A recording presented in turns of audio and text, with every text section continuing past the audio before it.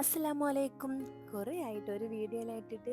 അപ്പോൾ ഇന്നിത് കാണിക്കുന്നത് നല്ല എളുപ്പത്തിൽ ഉണ്ടാക്കാൻ പറ്റിയ ഐറ്റം കേട്ടോ.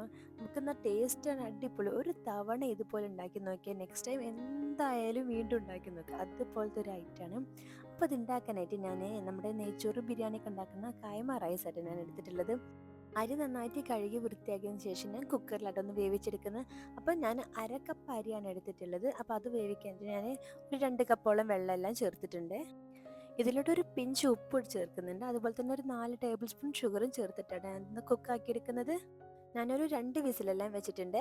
അപ്പോൾ അതങ്ങ് റൈസ് നന്നായിട്ട് വെന്തും ചെയ്തില്ല, അതിൽ വെള്ളമെല്ലാം വറ്റി വരണ്ടേ.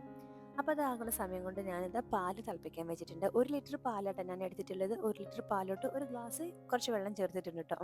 അപ്പോൾ അത് ബോയിലാക്കാൻ വെച്ച സമയം കൊണ്ട് ഞാൻ പഞ്ചസാര കാരമലൈസ് ചെയ്തിട്ടാണ് ഇതിലോട്ട് ചേർക്കുന്നത്. സാധാരണ നമ്മൾ പഞ്ചസാര ഡയറക്റ്റ് അങ്ങനെ ചേർക്കുന്നതിന് പകരം കാരമലൈസ് ചെയ്ത് ചേർക്കണം.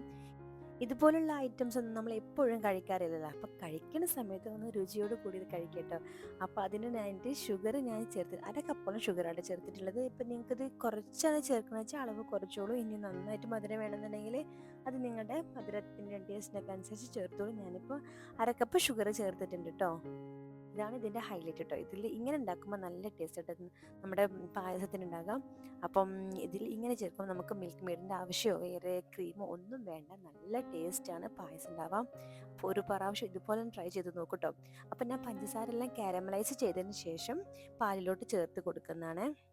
നന്നായിട്ട് ഇളക്കി കൊടുക്കണം കേട്ടോ. കാരണം പാലിലോട്ട് നമ്മൾ ഈ പഞ്ചസാരയുടെ ഇത് കാരമലൈസ് ചെയ്ത് ചേർക്കുമ്പോൾ അതങ്ങ് കട്ട പിടിക്കും.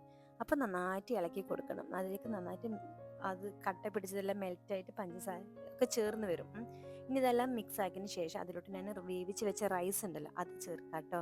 അതെല്ലാം ചേർത്തതിന് ശേഷം എല്ലാം കൂടി നന്നായിട്ട് മിക്സ് ആക്കി എടുക്കുക. വളരെ എളുപ്പം, ഒരു പണിയില്ല ഇതിലിട്ട് പെട്ടെന്ന് നമുക്ക് ഉണ്ടാക്കിയെടുക്കാം.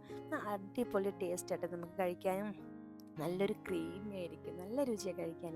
അപ്പോൾ അതിലേക്ക് റൈസ് എല്ലാം ചേർത്തിട്ട് ഇതാ നന്നായിട്ട് ബോയിലാക്കാൻ കേട്ടോ. കാരണം നമ്മൾ ചേർത്ത റൈസ് ഉണ്ടല്ലോ അത് അതിലേക്ക് നന്നായിട്ട് ചേർന്ന് വരണം.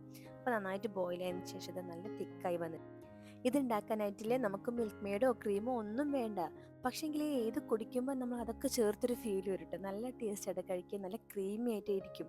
അപ്പോൾ തന്നെ നമുക്കിത് ചൂടോടെ കഴിക്കാനും നമ്മൾ തണുപ്പിച്ച് കഴിക്കാനും ഒക്കെ ടേസ്റ്റാണ്. അപ്പോൾ ഇനി അതെല്ലാം റെഡി ആയിട്ടുണ്ട്. നല്ലോണം തിളച്ച് വരണം കേട്ടോ. അപ്പോൾ അതെല്ലാം മിക്സ് ആക്കിയതിന് ശേഷം ഒന്ന് മാറ്റി വെച്ചിട്ടുണ്ട്. ഇനിയിപ്പോൾ ഞാൻ അതിലോട്ട് ഒന്ന് കുറച്ച് തൂമിച്ച് പറഞ്ഞിട്ടുണ്ട്. നമ്മുടെ നെയ്യിലോട്ട് ഞാൻ കുറച്ച് കശുവണ്ടിയും കുറച്ച് മുന്തിരിയും ഒക്കെ ചേർത്തിട്ടുണ്ട്. എന്നിട്ട് അതെല്ലാം കൂടെ അതിലിട്ടൊന്ന് വറുത്തതിന് ശേഷം നമ്മുടെ പായസത്തിലോട്ട് ചേർത്ത് കൊടുക്കുന്നുണ്ട്. അതിൻ്റെ എല്ലാം നന്നായിട്ട് മിക്സ് ആക്കി നെയ്യ് തന്നെ തൂമിച്ചോളൂ കേട്ടോ. ഓയിലാക്കണ്ട, നെയ്യിലാക്കുമ്പോഴാണ് നല്ല ടേസ്റ്റ് വരാം.